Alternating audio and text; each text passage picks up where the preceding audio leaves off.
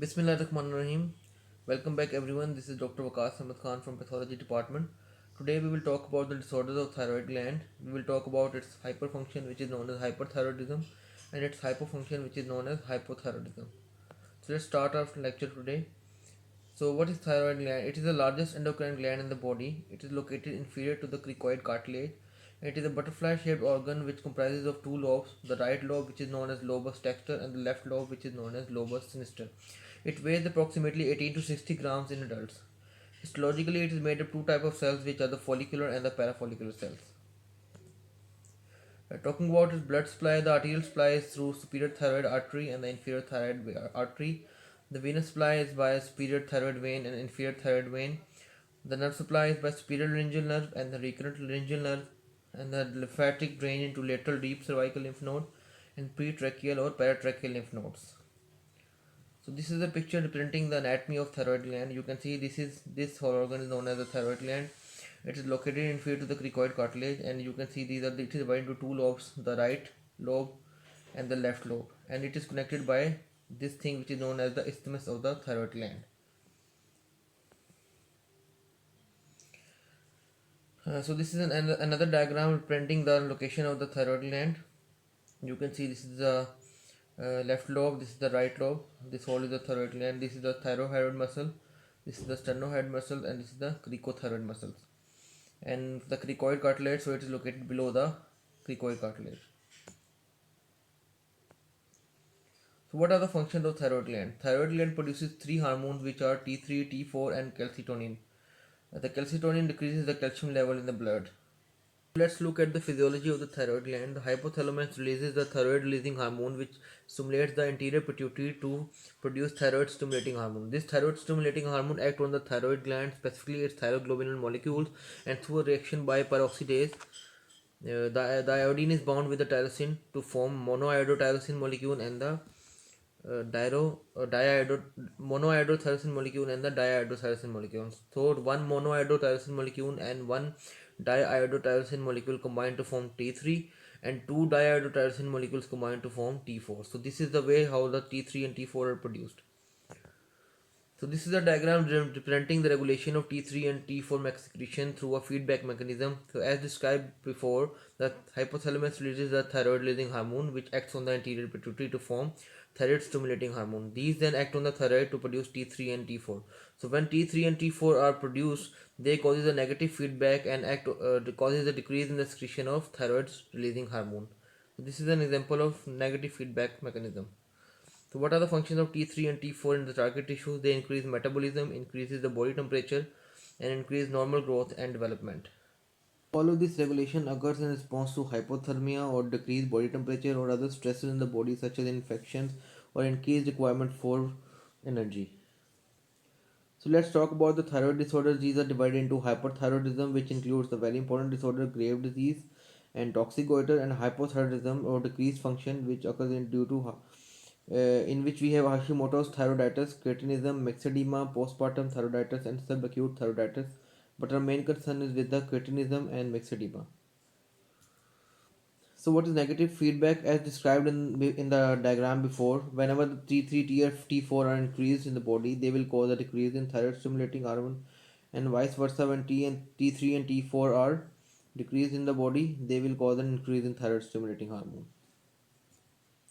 So, what are the thyroid tests we have in order to diagnose the hyperthyroidism or hypothyroidism? These are the T3, T4, and TSH levels in the serum, presence of thyroid peroxidase antibodies, thyroid scan, and thyroid uptake test. So, this is an example of thyroid scan. As you can see, the area which is red is the area which absorbs more iodine when it is ingested, and the other area is the green one and the blue one. They do not absorb the iodine that much. So, this is an example of radioactive iodine scan. So, what is hyperthyroidism? Hyperthyroidism, as the name suggests, is a clinical syndrome resulting from serum elevation of thyroid hormone levels, which are T3 and T4. The causes are Graves' disease, the most important one, multinodular toxic goiter, and toxic adenoma, which is a single nodule.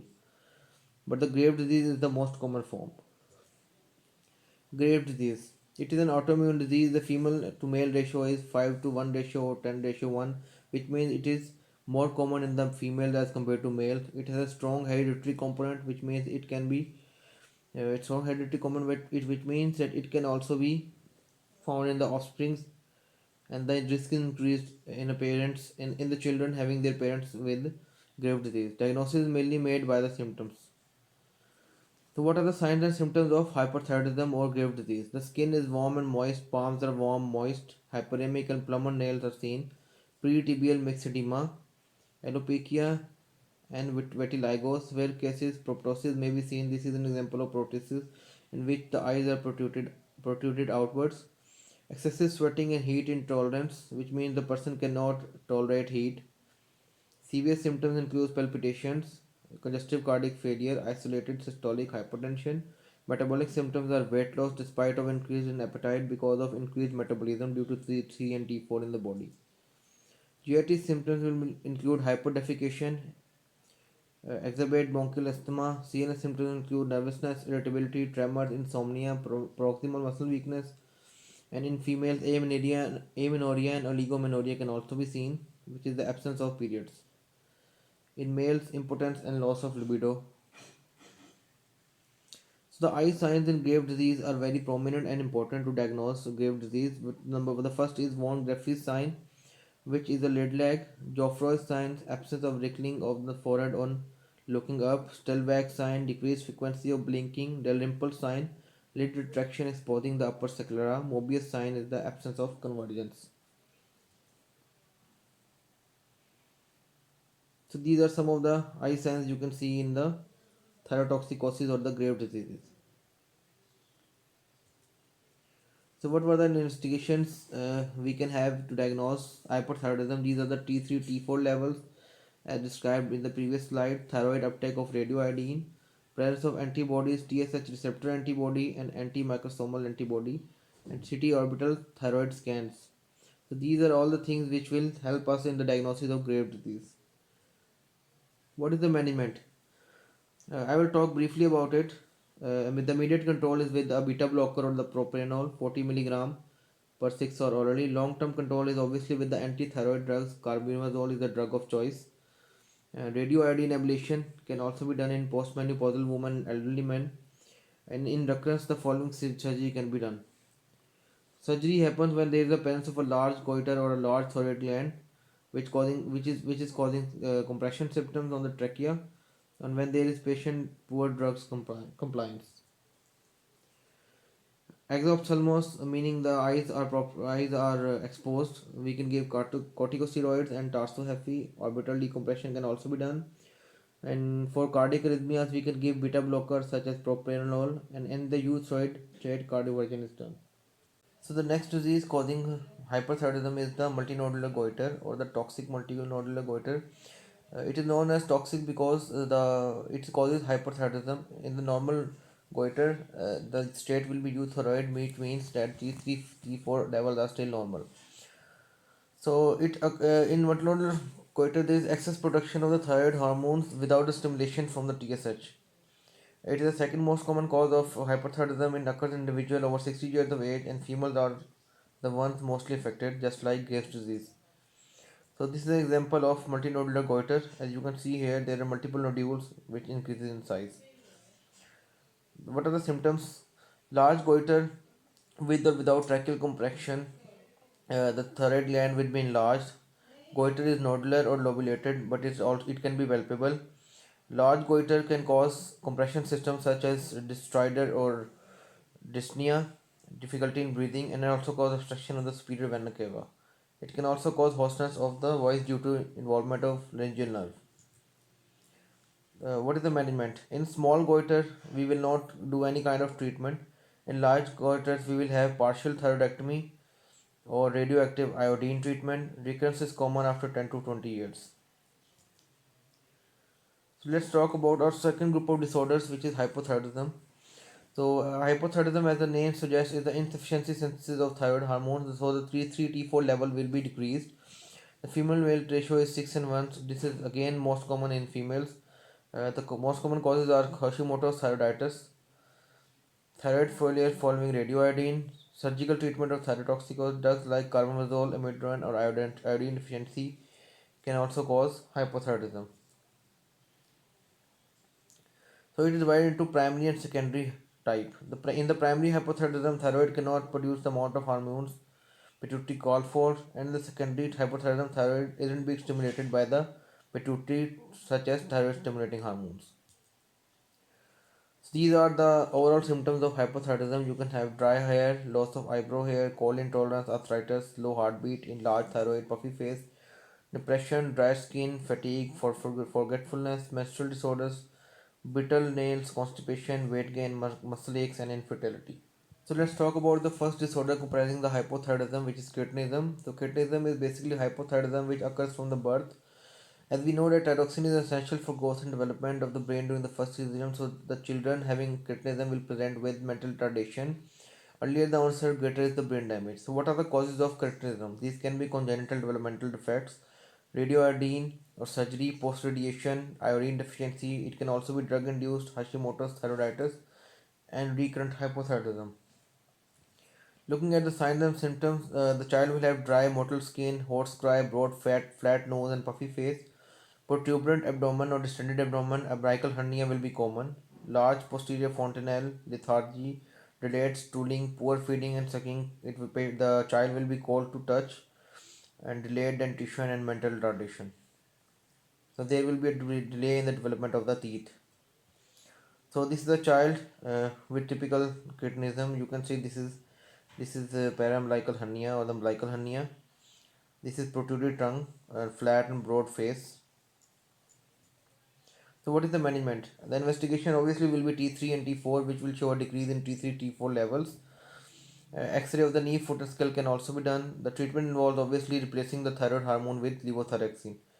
The diet should include iodine-rich foods, which helps in the production of thyroid hormones, and follow up. So the second disorder is regarding hypothyroidism is the myxedema. So myxedema is obviously seen in adults as cretinism was seen in children. It is severe hypothyroidism in which there is accumulation of hydrophilic mucopolysaccharides in the skin and other tissues. This is also common in women, and there are two types of myxedema: hypothyroid myxedema and hypothyroid myxedema. But our main concern is with the hypothyroid myxedema. Its cause is the increased deposition of glycosamine glycans and Hashimoto's thyroiditis. So this is an example of picture showing myxedema. As you can see, this is known as pretribal myxedema.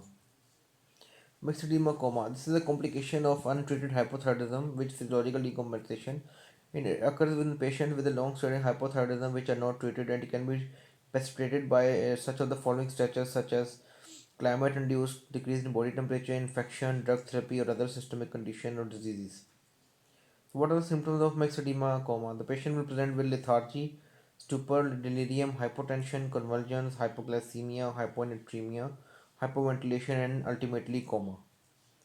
So the investigations will be same: free T4 and TSH level, T3, T4 are levels are decreased, and the TSH are elevated or normal. Serum electrolyte and serum osmolality can also be done.